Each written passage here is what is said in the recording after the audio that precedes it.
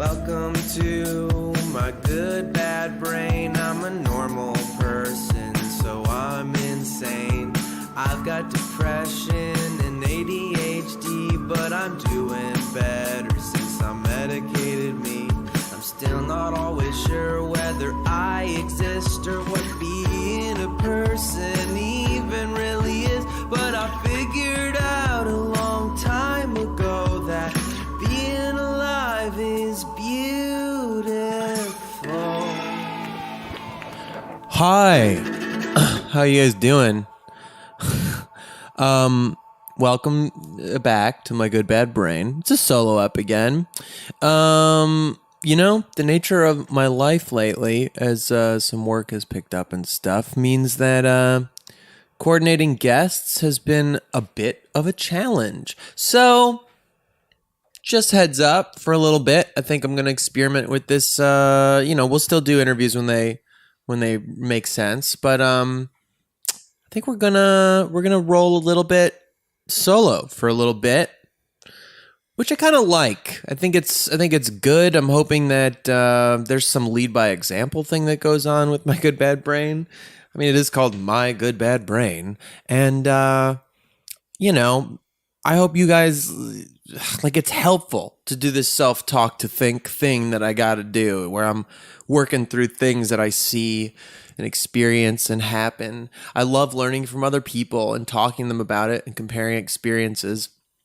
But I think it's nice, it's like empowering to know how much we can do just on our own and how useful it's proved to me to do this, to sit and talk to myself, and sort out all the nonsense of the good bad brain thing.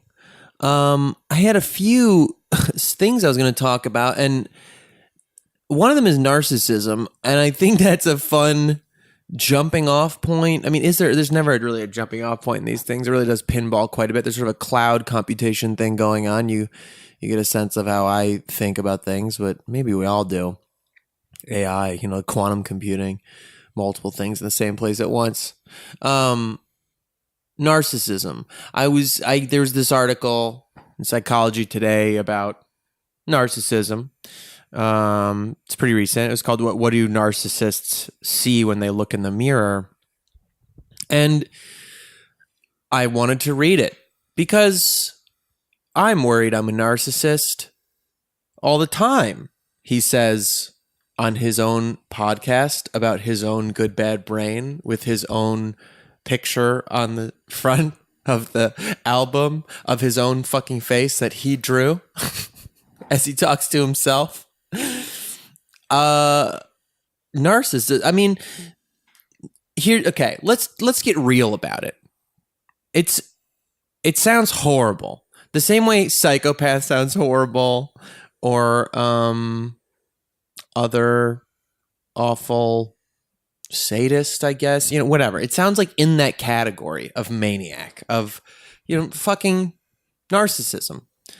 Narcissus, right? The flower. I think in Greek mythology, Narcissus, the whole thing was that he stared at himself, his reflection, upon who so in love with his own reflection, he turned into the flower. That's the folk tale, whatever. Sounds horrible. Obsession with yourself. I think narcissism has always, colloquially to us, it feels like it's the confusion of why self-love is hard for people to figure out, because self-love sounds so selfish. It sounds like you're telling someone to have a crush on themselves, to be in love with themselves. And I mean, I think there's maybe value to trying to go through an exercise of that kind of self-love if you really fucking hate yourself and don't see any part of yourself as valuable, see all of yourself as disgusting, especially if you like body dysmorphia stuff and things like that.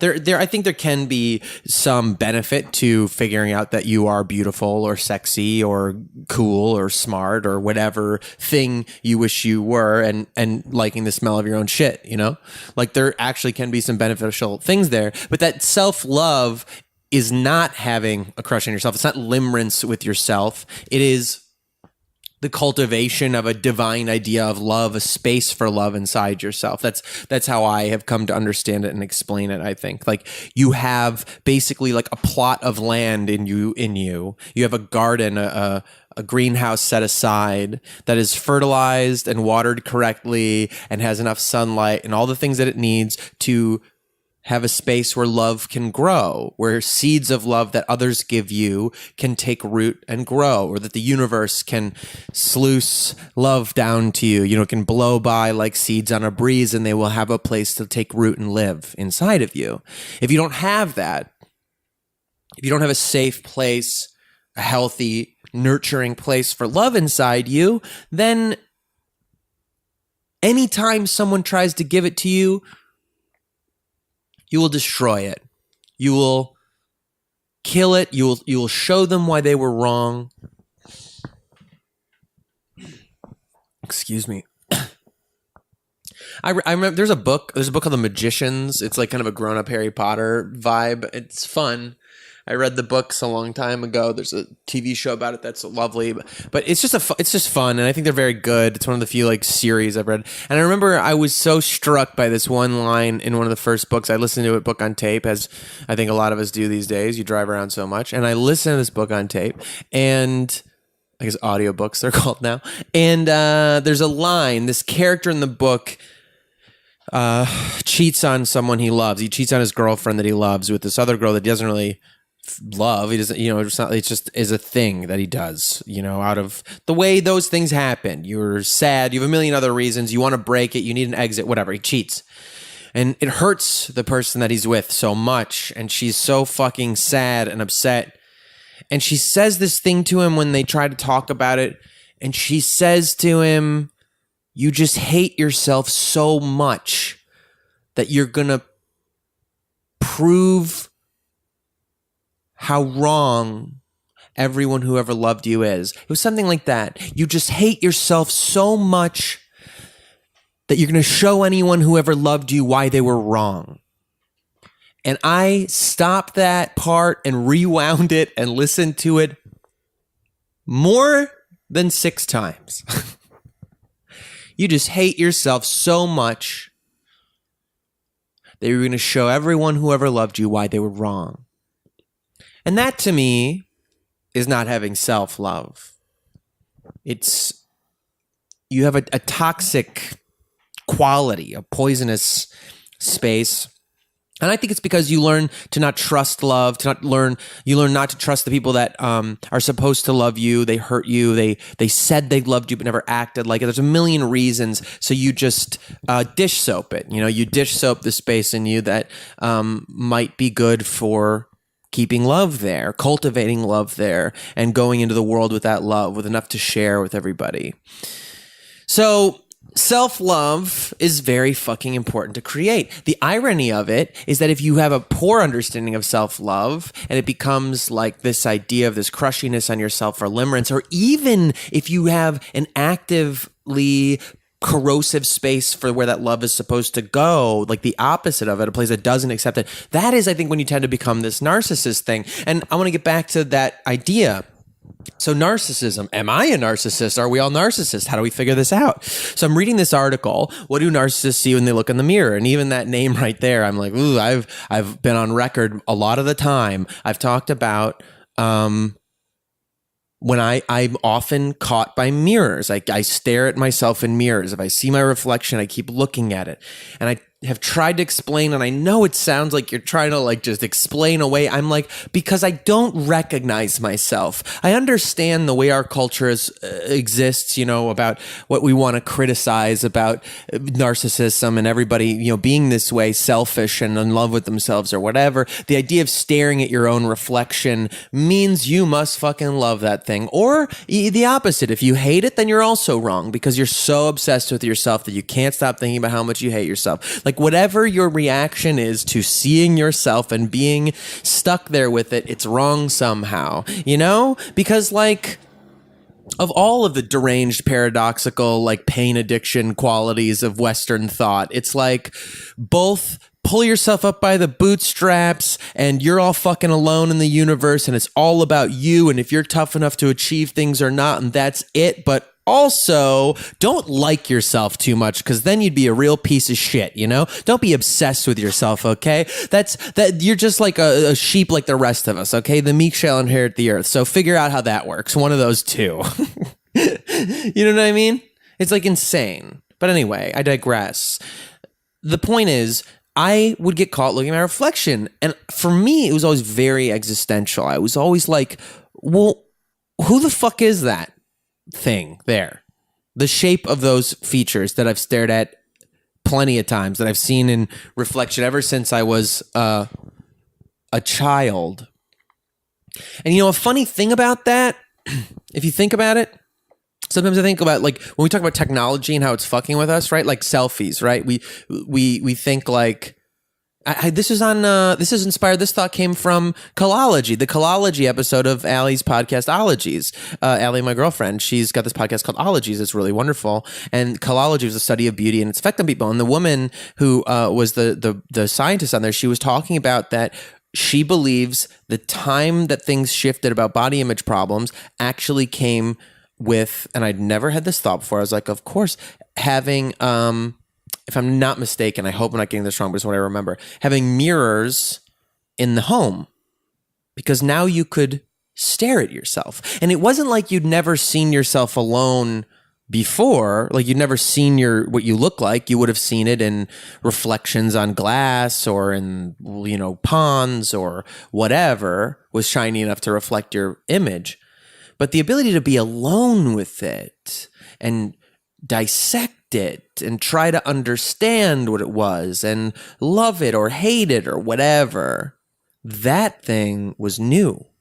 And suddenly you start to give yourself all these ways to like have new fears and self-hatreds. And now we have this camera in our pocket. You can, and not just that, but a camera that like is very unflattering, a pretty wide angle lens that everybody knows. If everyone who's accidentally opened their front facing camera knows they are a creature of some kind, you know, it is not a good angle on anyone. But the point is, you get this time to really examine that. So sometimes I think maybe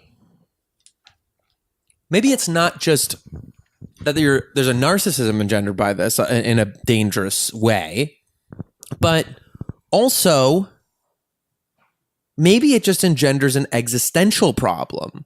One of, now I have to think about what the fuck this is. Who is this thing? What is this thing? Something I think about on the same level was like prior, like we all have a soundtrack to our life, right? You hear music or you play music for yourself and you think of it as like, this is the scoring to what's happening in my life right now. This is the moment I'm in my movie. But you couldn't have that thought without the context of movies existing. And you couldn't have movies existing without the context of film existing, of cameras that move and play things and people make narratives out of them. Now, of course, narratives have been around forever. So maybe everybody could think of themselves in their own narrative since the time that people sit around campfires and sang long poems to each other about adventures and whatnot. I mean, you know, potential, you know, I'm sure that's true. But the very precise, strange intersection of technology, of form and function, and the microscope, the literal lens, the framework with which you encapsulate yourself and start to isolate yourself and, you know, dissect what you are and think of yourself in this very not lived, like you're stepping back outside of the framework and looking at yourself and thinking of yourself as this thing instead of just a lived experience moment to moment. That doesn't exist until you have like movies, you know? And so I think to myself, well, what was music for people for? What would they think of their experience? Like, let's say, you know, 800 years ago or whatever, when, you know, it'd be like the 1200s, the dark ages and stuff. And you don't have really anything. You don't have much to reflect literally and see yourself in. You don't have the idea of music and scoring and, you know, seeing yourself, unless, you know, maybe you live in some place where they're starting to put plays on or whatever. But you know what I mean? Like this, I am the figure of my own story in which I'm like the star. exacerbated also by advertising in our country since the 50s, when they started to tell everybody that you're special and need all these things so they could sell more things. Like, that didn't exist. And I wonder sometimes if we've hurt or helped ourselves with that. I think ultimately we've helped ourselves because I'm pro existential thought. I'm pro like examination of this strange simulation we all seem to live in. But I don't think it makes life easier to get through that we have not only the ability, but the inclination and the encouragement and the context, culturally, to sit and examine what the fuck we are. And so it's derided. I think there's a lot of reasons that it would be derided and encouraged to be derided culturally speaking, to like be obsessed with yourself and the question of what you are and if it is good or bad in the universe, and if that good or bad even exists in the paradigm that we understand it as. Like, what the fuck am I when you look at the flesh that you are made of and your eyeballs and these glassy, strange things that behind which you hold fucking consciousness? That's a real easy hole to drop into in terms of meaning or identity or indeed morality, like whether or not that's a thing. Like, I don't know that it helps us to go down that road. And that makes sense that that's why we would have that derided culturally, encouraged to be derided culturally, because it makes bad workers. It makes bad society members. This snowflake thing people like to criticize makes sense that they like to criticize it. It usually comes from people who prefer to be able to control groups of people or don't like to think that groups of people think of themselves as individualists. I was in Las Vegas earlier this summer for a job, and I went to a bar attached to this casino we stayed in that was like a rodeo kind of bar. They had like a mechanical bull on the side and stuff like that. And they had line dancing. And you're in Vegas, so people come from all over the country to party in Vegas. And so I saw people line dancing, and you're like, this is like conservative America people line dancing and having a fucking great time. Fucking great time. And it freaked me out. I was like, look at them all doing the same moves so easily. The way these people have a good time is to all do the exact same moves as one another. And within that framework, you can feel joy and you can feel self-expression. You can feel your body move and you can feel alive, but it's very specific. And we're all going to do the same thing, and don't get out of line. We're all in this together. Like the people who are perfectly straddling that line of pick yourself up by the bootstraps, work hard. It's all about you and what you can achieve, and that's it. Don't blame anybody else for your problems, but also don't be anything but a sheep. We're all the same. Don't think you're special. Fucking snowflake. And it was crazy. It was amazing to see.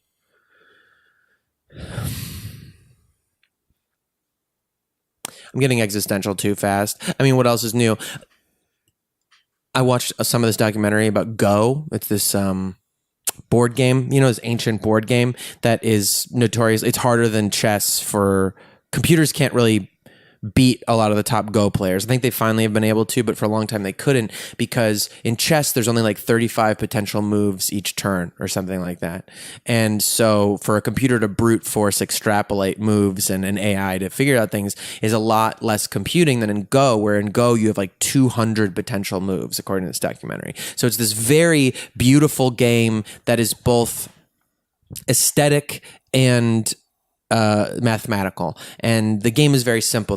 You have a light and dark colored stones, and you try to enclose all of the other stones with your light or dark, and then you try to capture the whole board, basically. And this is a very simple conceit, but from these very simple rules, like because of these rules, a bunch of other rules emerge. Like there's this thing where they say if you have two open spaces within a circle of your own color, then those pieces cannot be captured by, it's hard to explain. It makes more sense to see the visuals, but basically they don't need to make a rule that says if you have two holes inside of your structure, then you can't be captured, because the first rule makes that rule true.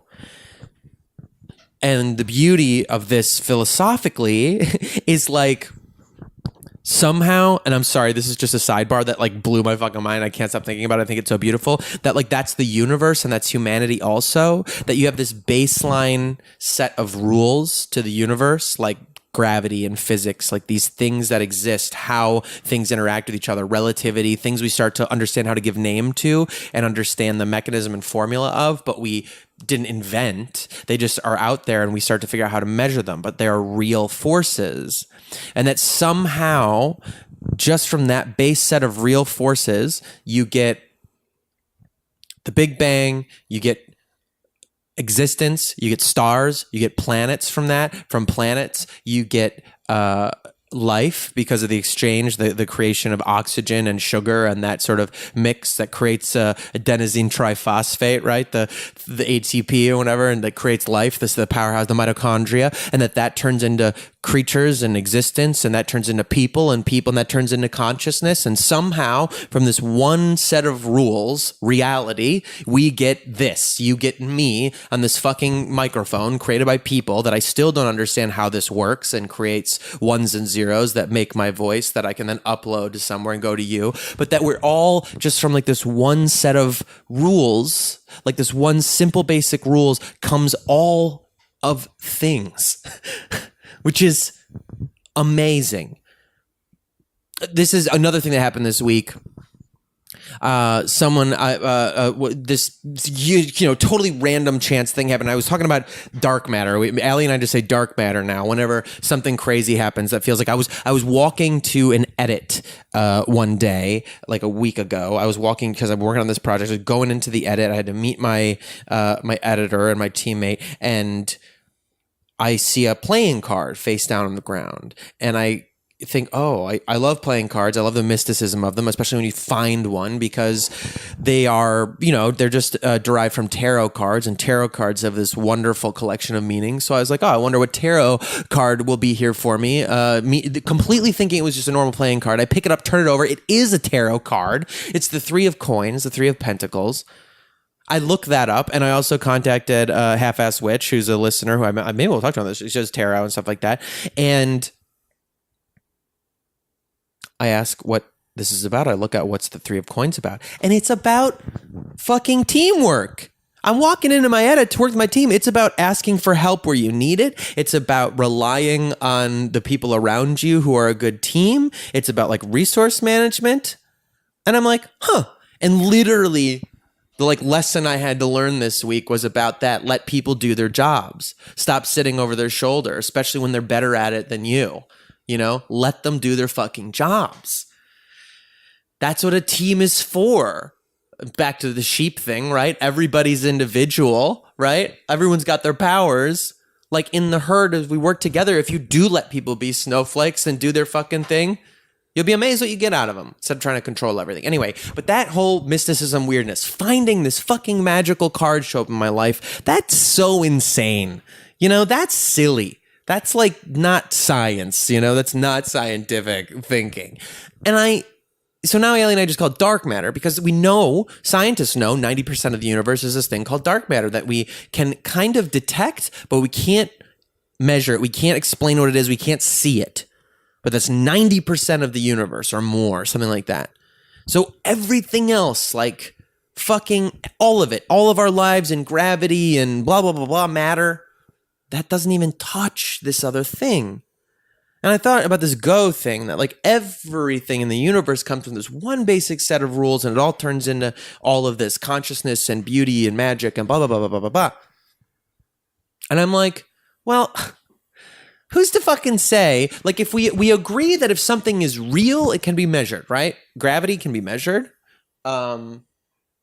Velocity can be measured, force and mass. These are all things that can be measured one way or another, speed, right?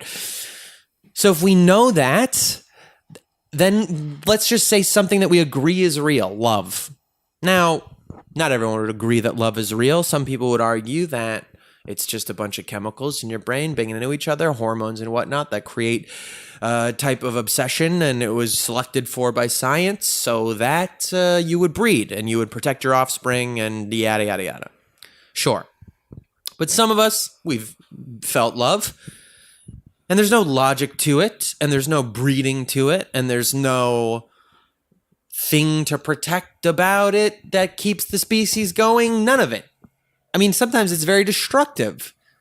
So I would argue from the lived experience of it, from that subjective observation, scientifically speaking, that love is real and it's something else. So if we agree on that, that means there must be a way to measure it. We can't measure it yet. Just like we can't measure really this dark matter yet. We can't deal with it, but we know it's real. And based on this go thing, if everything else, so I don't know what the fucking my point is. I'm just trying to say, like, it's so amazing to think to yourself, well, all these other things that seem real, drive, will, the narrative that you live out, the reason you get up in the morning, love and hate, and, you know, I don't know, agony and beauty and all that stuff. That all feels real, but we can't explain, that we can't measure, we don't know what to do. Isn't it possible that that and other themes of your life might create some echoing reverberation in the universe? A universe in which time is just another dimension that humans are simply limited in our experience of, that probably as a survival mechanism for the organism, we can only perceive in one direction. But we know exists, like, you know, for relativity to work and for science, whatever, like time is something that is all at once. It's just another dimension, like length and height and depth. So if we know that, isn't it possible that we would create some physical reality that would project out and back and create these feelings of fate or time travel or dreams where things would show up for you in your life, or you'd keep running into the same people, or you keep repeating the same pattern, or these kind of things that the amount of circumstance, of possibility and coincidence required for these narratives to be fulfilled in your life? Doesn't it seem like there should be something more to that? And that maybe we just can't measure it yet, the same way like we couldn't measure bacteria like 100 years ago? Seems reasonable to me. And I guess part of the point of this is getting at like this narcissism thing that I was thinking about. I'm reading this article and I'm like, damn, there's a lot in this article that I relate to. One of them is anxiety. They have a lot of anxiety. I was having terrible anxiety attacks last week, which is very funny. Like the day I'm posting about maybe I'm fine, which was true. I had recorded it earlier and I was having fucking terrible anxiety attacks like I haven't had in so long. And I was thinking about these anxiety attacks, this just body racking like unwellness and like panic, this panic feeling of like, what the fuck? Coming in from work and just wanting to do a good job and things like that. I was like, this is a physical process in my body being caused by outside feelings and my perception of reality, but they're real, they're happening. I was like, I'm not diagnosed with anxiety. I'm diagnosed with ADHD and depression. And, you know, you're like, does that mean you can't have anxiety? Well, of course not. But I was like, also, for years, I thought I might be bipolar. And when you look at the symptoms of bipolar, you know, they don't seem that different from having some depression and having some ADD problems. And I was reading about ADHD a while back, and they were saying that people with ADHD get misdiagnosed as depressives. I think they said like an average of 2.6 times before getting an adult ADHD diagnosis. People need to like know what to look for, but the symptoms are so similar. And I was thinking about all this with, like, this is true of physical symptoms. You can get a rash, right? You can get like a rash on your body, and there's like, well, the effect in the end, the rash is the same, but is it viral? Is it bacterial? Is it some like autoimmune thing going on with you? Is it like an allergy? Are they bug bites? Like these are all possibilities that create the same symptom, but that the end result is like the same. You have something red and itchy on your body that if you scratch too much, you'll get infected. Can you tell I'm dealing with a flea problem? I think I have fucking fleas, which I always think is funny. And I kind of like because I like this identity as like a dog person. I'm like, yeah, I'm a dog basically. I know people don't get fleas, but Jared gets fleas because I'm a werewolf. So blah. Anyway, it's not fun in practice. My fucking ankles are itchy all the time and I can't figure out why. I don't have fleas. I'm not filth. I'm not like that. but I feel like they're around somewhere. I think Bodhi left them in my house in the carpet, and I think I was reading about fleas. Sorry, we're hardcore Jared brain breathing right now.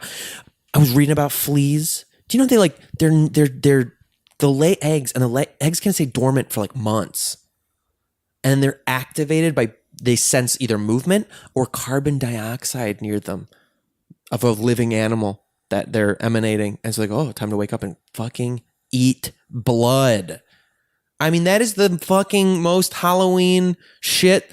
What a goth fucking animal. I follow this account on Instagram called Nature as Metal. It's mostly animals eating each other. It's very fucked up, but it's fascinating if you're, interested in that kind of thing. And that is some metal fucking stuff. I was like, damn, I'm going to make a Grindhouse like B horror movie sometime, creature feature about like giant fleas. Like but to be giant, they don't have to be like rabbit size or like cat size, house cat size fleas that just like hang around and like activate when you're near and fucking drink your blood. Horrifying. Anyway, I think Bodhi left some in my carpet, and now they just like wake up when I go to sleep and bite me. Anyway, deep cleaning. My home smells like cedar now. I'm trying to avoid poison bombs.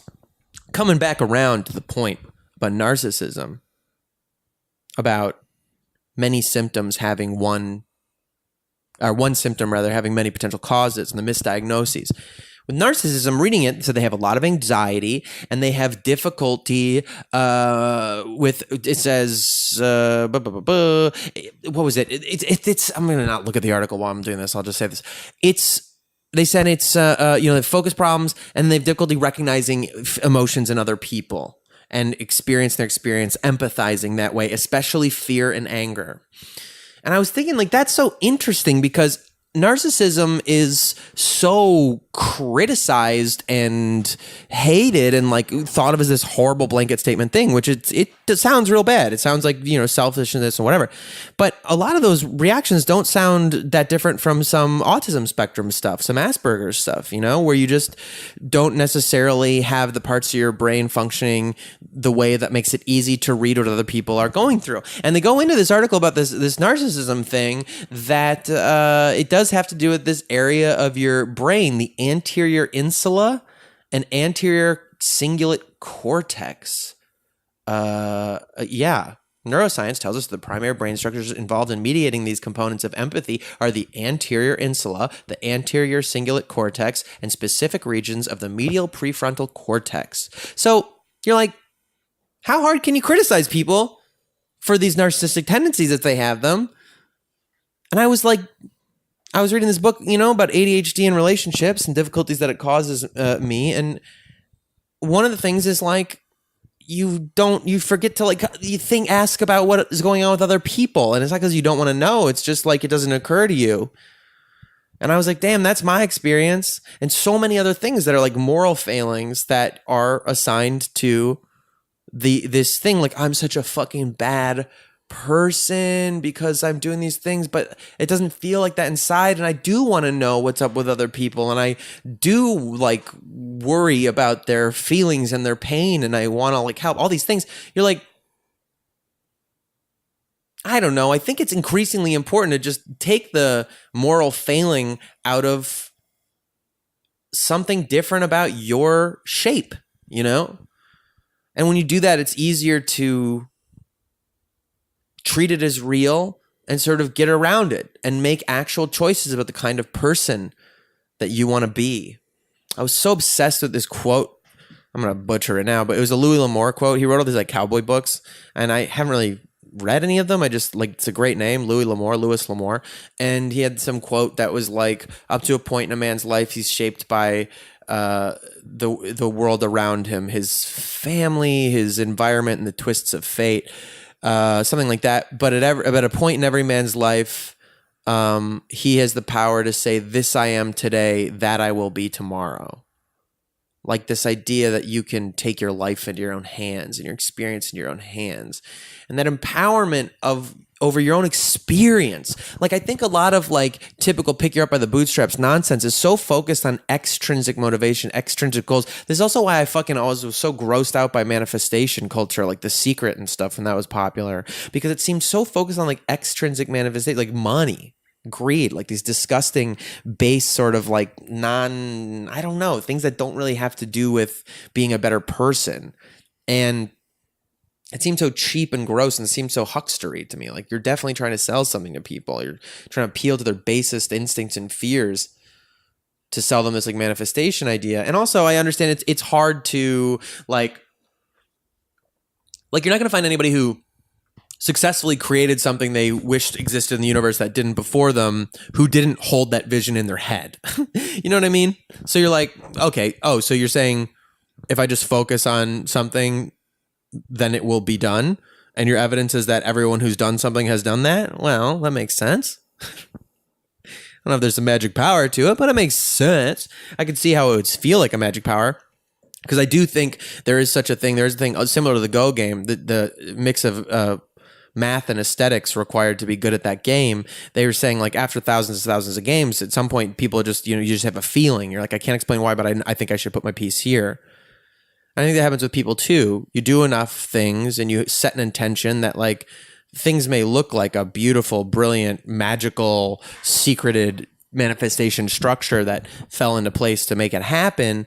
But really it was, a million little micro calculations and, quantum calculations or whatever in your brain of setting an intention and then, unconsciously keeping to an aesthetic, keeping to a goal, keeping to an intention. And it sort of like happens. So whatever. The point is, I guess, of that was like, that stuff never appealed to me, but now more and more there's this feeling of like, if you really listen to that idea of you have it in your own power to say, this I am today, that I will be tomorrow. And it doesn't have to do with the typical ideas of the bootstrap shit that we're given of like, no one cares, work harder, like that kind of thing. Like as if that's supposed to be like, liberating, which kind of is to some people. I can understand that, but so much of that seems on extrinsic motivation. This like there will be blood figure, this John Galt figure, this person who's like they just make an industry out of nothing, which is always untrue. There's so many other people involved in making it, even if they led the way. But that if you take that idea, this I am today, that I will be tomorrow, and you apply that to your own life, that really is amazing. Especially if you wake up every day in fucking agony, hating yourself, hating being alive. Especially if you can consciously, logically say, I know that doesn't make sense, that I don't enjoy this. I know that I can look outside and the sun's very beautiful and the trees are very beautiful. I know that I just can't feel it. And this person I love in front of me who's experiencing anger and sadness, I know that, but I just can't feel it. Like, all of those things that make being alive so painful and strange if you are depressed or if you have ADHD or if you have manic episodes or if you have anything under the sun, if you have these narcissistic tendencies or whatever the thing is, if you have autism and you have something that makes it difficult for you to recognize what other people are going through, while there's some part of you that knows it exists, you've heard of it, or you've even seen it before, experienced it in your life, but you're not able to access it now, all of that, the idea that you could say, holy shit, maybe I don't need to focus so much on what are the puzzle pieces that put together to make it what it is? What is the measurement? And are they even real or not? Should I just get over it? Or is it chemicals in my brain or whatever? The same way you're like, is this random chance that I find a tarot card? Or is the universe giving me this tarot card because it matches my themes? Like, fucking who cares? If I can take that whole mess of cloud computation that results in my experience of being in pain every day, can't get out of it, fuck, and go, this I am today, that I will be tomorrow, I'm allowed that? I can start to just go like, oh, this is a thing that's happening to me. This is a collection of Legos inside of me. This is molecules. This is magnetism. This is gravity. This is love. This is a sum of experiences that are real, but you have say over them. The train coming down the tracks is real. I could step off the tracks, though. Or I could build a giant fucking barrier here that's calculated at that 45-degree angle with its top stop to really drive that train into its own ground. I could build a suit of armor around myself so that when the train ultimately hits me, I get jostled around a little bit inside my weird cushiony cage, but I'm fine. Like, that to me is the same thing, looking at my experience and going, okay, my experience is the train going down the tracks. It is big and it is powerful and it is fucking not stopping of its own volition. But within that, this I am today, that I am tomorrow, I can take the pieces of who I am without judgment of them, whatever the fuck labels on it, whatever kind of psycho you are, whatever fucking crazy fuck up you are, I can take those pieces and I can pick what I do in response to that train inside me. That's liberating to me. By no means is it easy. You know? Picking up 400 pounds of weight, that's not easy either. And some people will never be able to do it. Some people can do it without trying. Some people can work a very long time and then finally are able to do it. Some people only have to work a little bit of time to do it. The force hasn't changed. People are just different. So we're not discounting the difficulty of what people are going through, but fuck, man. Being able to look at your own experience without judgment, getting bogged down with shame, being able to use regret but release shame, that's pretty fucking special. I mean, what I mean by that, I thought about that a long time ago. I was really, I love that stupid ass, like, no regrets thing, right? I've said it on here, but like, regret is useful. You learn from it. I didn't like that I did that. I didn't like what happened there. Shame's not really very useful. Stirring up into that hate, that corrosive thing, you know?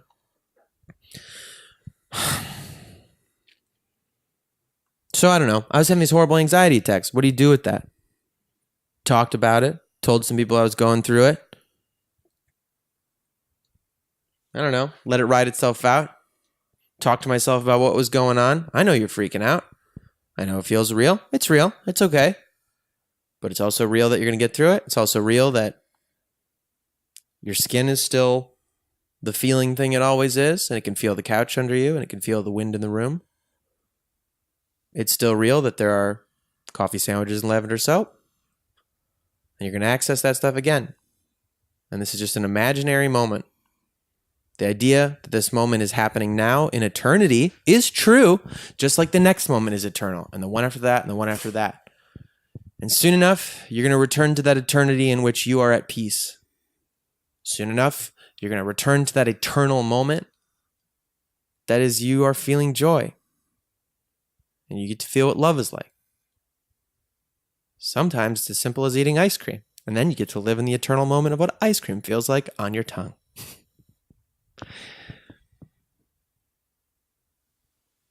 I don't know. There's something in that, this paradox of accepting that everything is real, but not getting bogged down in like the specifics of how real it is. Unless you're like a quantum physicist or a research biologist, some kind of chemist, like, please continue trying to figure it out, because I think we will eventually figure it out. Eventually, we're going to figure out how to measure all this shit. You're going to get to have human experience, like boutique on demand, created somehow. You know? We'll have access to those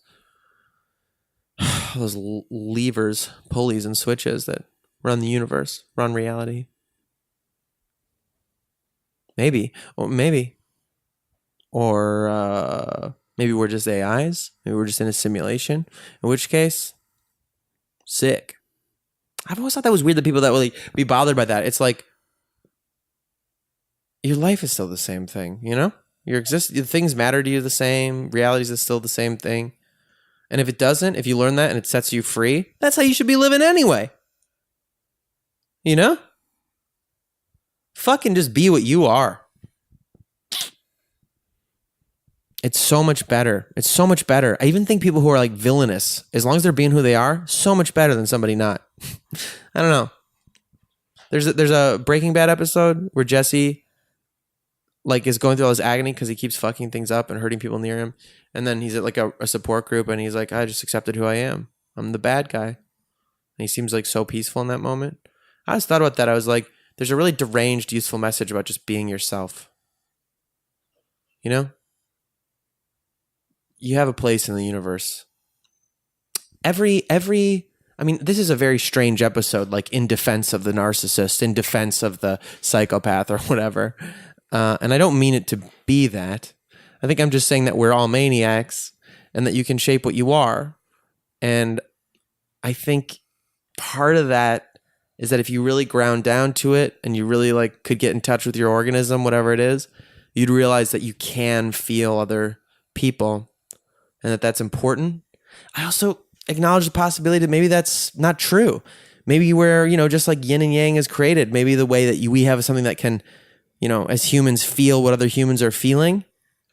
Maybe there are some organisms that can't, like some humans that are made to not feel what other things are feeling or feel them but have an opposite response to them. You know what I mean? Like this all seems like it exists under the sun. So maybe some people out there really are just, awful and you're listening and I'm like trying to give you response, like, the okay to just be awful. I don't really think that. I think that's why we make laws and we blah, blah, blah, blah. But I don't know. There's something about that is just like, be what you are, Be what rings true to you. And I don't know. I think there is something important about wanting to be better than what you are. Whatever that means. Having a vision for a better version of reality inside of you and working towards that.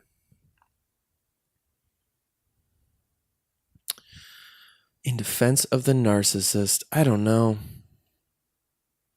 I'm just saying it's hard to figure out how to like really get mad at people who act that way when it's just about their shape of their brain. So much of like our disgust or approval comes down to aesthetic. Are they doing it in a way that you aesthetically agree with? When somebody posts their selfies online, is it a way that's okay because they're an established business, so whether they're doing it for other people? Or is it like a way that's gross because nobody cares and why do they think people want to look at them making the same face every day? I mean, I'll just end on this last dumb little rant about selfies and stuff and things. A couple things about that. And people love to criticize social media and be like, how stupid is this? Just pictures of you and your lunch or whatever. It's like, all right. One, having a social media account, people always like pictures of me better than pictures of not me. So you're like encouraged. You go, well, people seem to like these better than the pictures of not me. So guess I'm going to do more of that. Seems to be what my fellow people like. Second, what do I like? Or what do you like when you're looking at your feed? I like seeing the faces of the people that I like. I like seeing the faces of people in my community. And if they don't put themselves out there, I'm not going to see them. I double tap very instinctively. I love the hilarity of the tactile reality and truth in a double tap of like, oh, I like that. It's such a monkey response where you just go like, your brain is just like, oh, I like that. Blah, tap, tap. I want to touch it because I like it. So funny. Anyway. So if you're not putting yourself out there, no one gets to see you. And believe it or not, they like seeing you. So quit being like this stupid ass fucking thing about like, oh, no, narcissist. And then if you're a narcissist, if someone is a narcissist, I don't know. They're in a lot of pain if they're doing that because they're real numb. If you're numb, you're like in a lot of pain. The numbing is just like, get rid of the pain. So they're not like enjoying their way through life. They're just trying to figure things out. And probably it's because their brain is shaped in a weird way. Just like everybody's. And that maybe like we shouldn't worry so much about figuring out if we have an acceptable disease or a not acceptable disease, because as the needle moves forward, you start to realize like, oh, depression is acceptable and ADHD is starting to be acceptable, but narcissism is not acceptable and psychopath is not acceptable and these kind of things. But like that some of the base symptoms sound pretty similar. What should we be trying to do? I think create more love and generosity. I think answering your existential question of going like, so I exist and it's maybe all imaginary, but it's here. I think the logical extent to that is not one where you go like, oh, it's all in my head, so nothing matters. I think it's where you go like, and oh my God, there's a billion other people doing that too. And it's not even like the way we were talking about last week with Coda, one of the weeks where the profundity of thinking like you can feel other people's pleasure with mirror neurons, that you can also then feel their pain, and that like causing pain in them, it's not, you're not then not doing it because it causes you a secondary, tertiary pain to cause people pain. It's like you feel their pain. And so, just creating pain in the universe, like you become an extension of their body, is like a horrible thing to do, That like that sensation of like really getting in touch with like your existential question and being like, oh, a billion other points of light, of little viewpoints into this strange reality are also experiencing what I am. I'm going to try to make their journeys better as they go. More honest, more kind, more generous, more alive, longer, more rich, so they can really like fucking have a dope time in this little carnival. I mean, I think those are all like where you end up at the end of any spiritual like search of yourself in terms of morality, So I don't really feel that worried about being like, hey, if you're a psycho, be a psycho. If you're a narcissist, be a narcissist. Children toy with cruelty when they're little on the playground. They'll be mean or they'll bully someone. They'll cause pain in someone just to see what they can get away with. Doesn't mean they're going to grow up to be horrible people. Some of them. But often I think they do it and then they realize it hurts when other people hurt. That more pain in the universe is just more pain in the universe. And they should do everything they can to not create that because they can feel it as much as this other person can feel it. Whereas, you can make love in the universe and there's more love there. You can make beauty in the universe and there's more beauty there, which feels in that same vein of like bright, good, alive, loving, love. Good things in the universe that we can all feel. I think the kid figures out that they've done this and then goes, I don't want to do that, and they become a good person. And the same way, someone might take a long time to come to themselves. And the narcissist or whatever in your life or blah, blah, blah, don't let them hurt you. Self-defense is real. You're allowed that. You're allowed your bubble. Get away from them, whatever. Cut them out. But holding anger towards them and being so concerned with the court of reality, the justice that will never show up, like, they're just on their journey. Sometimes you got to embody your villainous self to go like, oh, fuck, I was just figuring out I had to tack back and forth on the sea to get the boat where it needed to go. And I regret things, but I'm learning. I figured it out. We all get ugly. You know what I mean? We all fuck up. Having more patience and acceptance of everybody where they are on their journey, I think makes it easier to accept yourself on yours. People are all just working it out. And the more that they get in touch with it, the more they experience it, the more that they will end up eventually, I think, at that truth, at that understanding that this thing that we cannot measure in the universe, that we try to codify and we try to call these different things and put into scientific terms, these things we cannot measure, let's just say love and horror for two ends of the spectrum. That creating more love in the universe feels good for everybody. And maybe that's the function that human beings have. And creating horror makes the place a swamp, makes it just a ruined landscape, a heated up climate changed earth that we're all going to die in. But that it's not about some self-satisfying, ego-driven thing in the middle. I'm going to be nice to people because it makes me feel good. I'm going to be mean to people because it makes me feel good. That it's really, I'm creating more good things in the universe and we all feel that the way we all breathe oxygen. Maybe. I kind of think that is the true reason that we are here, that our function in the universe, the way plants breathe oxygen and carbon dioxide, put out oxygen for us, they manufacture that thing back and forth. That's like what they do for all the living organisms and all of the biosphere or whatever of the world. That maybe in the universe, that's what we're here for, to make love and horror.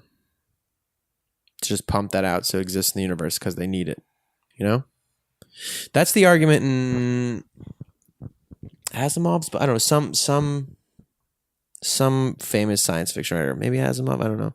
the argument that they have, the vision that they hold of people, and I think this is the one that Dan Aykroyd holds of people, of why don't aliens just take over if they exist or whatever? What is it? They're so technologically advanced that there is the possibility that while aliens would be incredibly technologically advanced, they'd have energy resources behind our wildest dreams and transport technologies and blah, blah, blah, blah, blah, blah, all these things, there is the possibility they don't have art, you know? That they don't have that divine spark, that thing that we create with narratives and our existence and our existential thought and our staring into the mirror trying to understand what the fuck it is. Maybe that is unique to humans. Every pantheon of every folktale system, every divinity system that's ever existed has a place for like a trickster god, for the bad feelings gods. Ares, the god of war. Why would you have a god to venerate war? Loki, the trickster. Coyote. Why would you venerate these people who deceive? Anansi. Why would you venerate these things? Why would you make them deities? Any more than wrath or death or whatever? Why not just make them all things that like are high ideals? God, fairness, justice, love. I think because the pantheons of old, the folktales of old, are never about, like Joseph Campbell says, it's never about these two creatures, the wolf and the grandmother and Red Riding Hood and the woodsman, all in these four, I guess in that situation, these forces against each other that exist out in the world. It's about how all those things exist in you, that you have inside of you. Two children wandering through the woods and a witch that lives in a candy house that wants to eat the children. Just as much as your children and you want to go exploring willy-nilly without any thought beyond that. And just like that, you also have the huntsman or whatever in that book that saves them. That these are all creatures that are inside yourself. And that Loki and Coyote represent the villainous and lying parts of you. That the story of the prodigal son, this is the first one that blew my mind, was not about a story about a man who had two sons. One was good and responsible, and one was bad and selfish and not responsible, and that the father loved them and accepted them both back to himself. Almost seemed happier to see the shitty brother. That's not about three different people. That's about you. And do you allow the parts of you that have fucked up to come back, and are you happy to see them back? Do you love them and say, oh, we're going to have a feast in your honor, you're home? Or do you just resent them? Where have you been? I fucking work here every day and you don't know. Well, fuck you. Or are you just mad about it? All stories. And so we venerate these things. We venerate the parts of ourselves that create horror because we have to love them to accept them. Because if you don't love them, you hate them. And then you're just holding hate in you. And wherever you're holding that hate, that's where your self-love is supposed to go. Damn. That almost all came together in a loop, huh?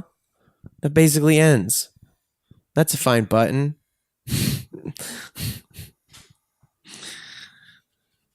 Thanks, y'all. Yeah. Let's leave it there. Be well. I'll see you guys around. Check out the Patreon if you dig the pod. Patreon.com/mygoodbadbrain.